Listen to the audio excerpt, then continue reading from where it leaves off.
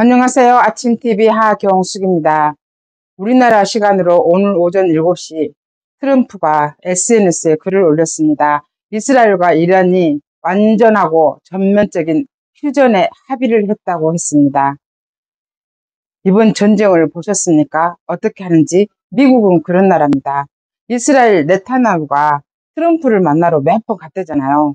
거기에서 어떻게 이란을 칠 것인지, 이란이 핵무기를 더 이상 못 만들게 하는 방법이 뭔지 심도 있게 의논을 한 것입니다. 네타냐후는 우리나라 언론에서는 전쟁광, 미치광이 이렇게 말하지 않습니까? 트럼프도 미치광이라고 하지 않습니까? 그 미치광이라고 말하는 대통령, 총리가 자국을 위해서 어떻게 하는지 우리는 이번에 똑똑히 보았습니다. 네타냐후가 이란을 아이언돔으로 무차별 공격을 했잖아요. 그 조그만 나라가 이란이요. 아랍국에서 제일 크대요. 무기도 완벽하게 많고 핵무기까지 가지고 있는 그런 나라였답니다. 인구가 9천만이고 땅도 너무 많고 자원도 많고 식량도 풍부하고 그런 나라가 이슬람 신정체제가 되니까 저렇게 힘들게 사는 겁니다. 핵무기를 만들지 말고 국민을 위해서 복지를 위해서 하면 엄청나게 잘 살 수 있는 나라가 저렇게 이슬람은 공산주의하고 거의 똑같습니다. 핵무기에 미쳐가지고 결국 국민을 힘들게 한 겁니다. 네타냐후가 아이언돔으로 무차별 공격을 했는데 방공망이 뚫렸다는 거 아닙니까? 아이언돔을 막을 방법이 없었습니다. 그래서 이란을 당하고 있었는데 마지막 한 방이 필요했던 겁니다. 핵무기를 보관하고 우라늄을 플루토늄을 보관한 그곳을 한 방으로 쳐야 되는데 세계적으로 그것을 가지고 있는 나라는 미국이랍니다. 그 이름이 벙커 버스터라고 하잖아요. B2 스텔스기가 싣고 와서 해야 된다고 합니다. 그런 미국이, 그렇게 강력한 무기를 가지고 있는 미국이 트럼프가 뭐라고 했습니까? 2주 동안 공격하지 않겠다 이렇게 말을 했습니다.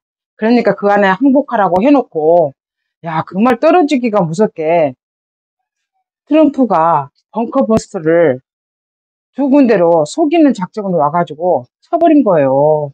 그 지하 300m까지 뚫은다잖아요. 이란은 당했습니다. 항복할 거야 말 거야 트럼프가 얘기를 하잖아요. 하메네이 너는 살려줄게. 그러니까요. 하메네이가 그러잖아요.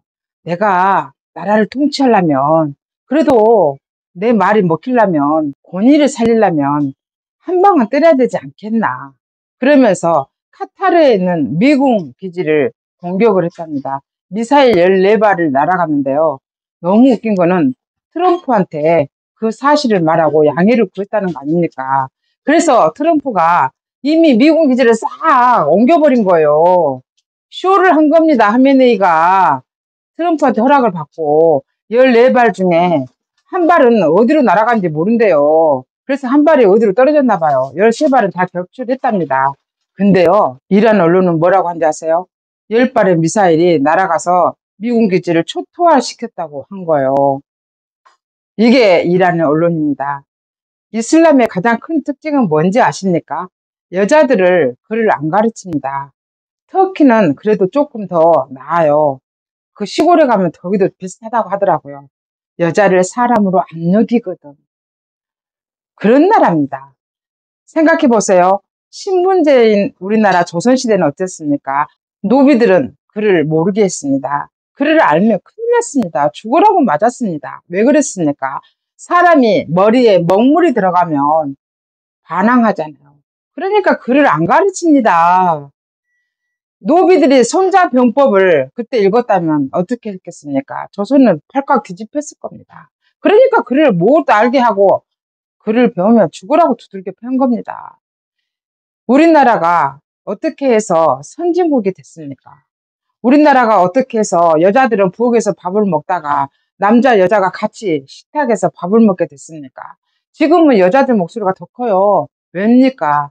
여자들도 남자들하고 똑같이 가르치고 똑같이 배우고 하기 때문에 여자들 목소리가 커진 겁니다. 이스라엘과 이란의 전쟁을 보면서 여러분 어떤 생각을 했습니까? 미국은 그런 나라입니다. 니기들이 먼저 시작해. 니들이 해. 그러면 내가 마지막 한 방 짜잔 하고 나타나서 두들겨 패줄게. 내 힘이 필요할 때 해줄게. 이거 아닙니까? 그런데 우리나라는 어떻게 했습니까? 김영삼 정부일 때 클린턴이 북한을 치려고 했다고 하잖아요. 김영삼이가 맞다고 난리를 쳤다고 하잖아요. 우리나라도 북한이 무너질 찰나가 있었다고 하잖아요. 그게 김영삼 정부였습니다.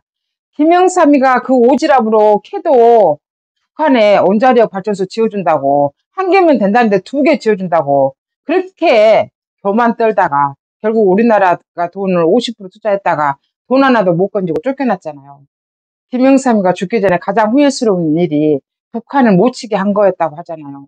뭐든지 순간의 선택이 평생을 좌우합니다. 그 다음에 김대중이가 나타나갖고 햇볕 정책하면서 소떼 몰고 가면서 그날을 치면서 무너져가는 북한을 살려버렸습니다. 그 다음에 노무현은 또 어떻게 했습니까? 북한 갈 때마다 그렇게 많은 돈을 주면서 북한을 살려면서 핵무기를 계속 완성하게 하면서 문재인이는 우리나라에 있는 해저까지 한글로 세상에 아무도 아니고 도보달에서 다 넘겨줬다는 거 아닙니까?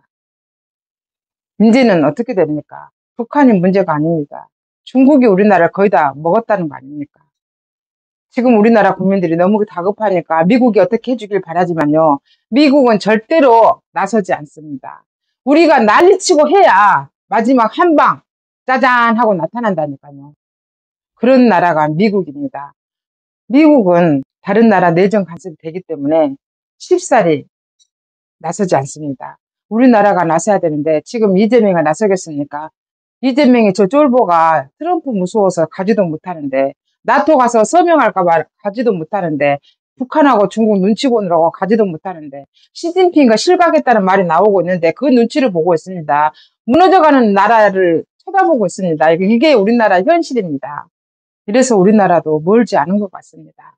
우리가 지금이라도 정신 차리고 중국과 북한을 몰아내지 않으면 우리나라는 무너집니다. 지금 이재명이 하는지 보세요. 트럼프가 이란을 공격하지 않는다고 하면서 공격해버릴 때 뭐라고 했겠습니까? 야, 내가 공격 안 한다고 하니까 진짜 안 한지 알았어? 이거 아닙니까?